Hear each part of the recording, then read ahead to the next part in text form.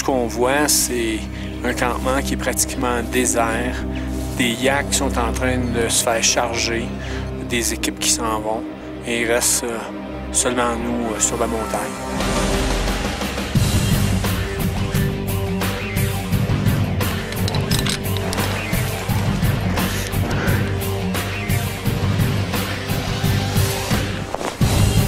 On vient de recevoir facilement un mètre de neige fraîche.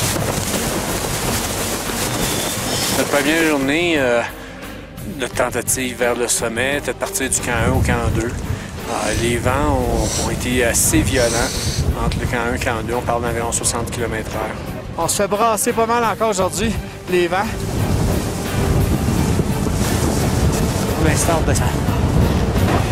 Chacune des équipes, à un certain moment donné, a fait demi-tour. Rendu au C2, là, c'est pas un problème. On est capable de travailler avec ces vents-là. Alors, la journée numéro 2, c'était encore le même objectif, c'est rendre au camp 2. Une fois arrivé sur la portion exposée, les vents se sont remis de la partie, mais encore plus fort que la veille. On parlait de faire environ 80 km/h. Les Sherpas étaient épuisés, trouvaient que c'était trop dangereux. Alors, ils m'ont demandé de mettre fin à l'expédition. On s'est fait à certaines prévisions météo, puis on reste ici. On pense que ça va s'améliorer. Puis, on va être tout seul sur la montagne. Pour eux, l'expédition était terminée, qu'ils ne remontaient pas avec moi en haut pour faire une autre tentative vers le sommet. On repart la montagne, la météo qui est prévue est bonne. Encore 1000 pieds jusqu'au camp 1.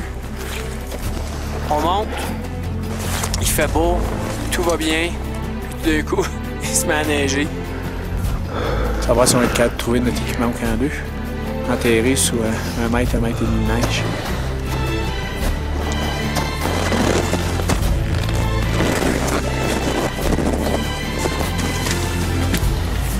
Tout allait bien, c'était vraiment une belle journée. C'est une journée où on se disait, on s'en va au camp 2, on va l'atteindre, c'est sûr. Ce qu'on cherchait! Puis en regardant autour de nous, tout ce qu'on voyait, c'était des belles montagnes, un beau ciel bleu autour.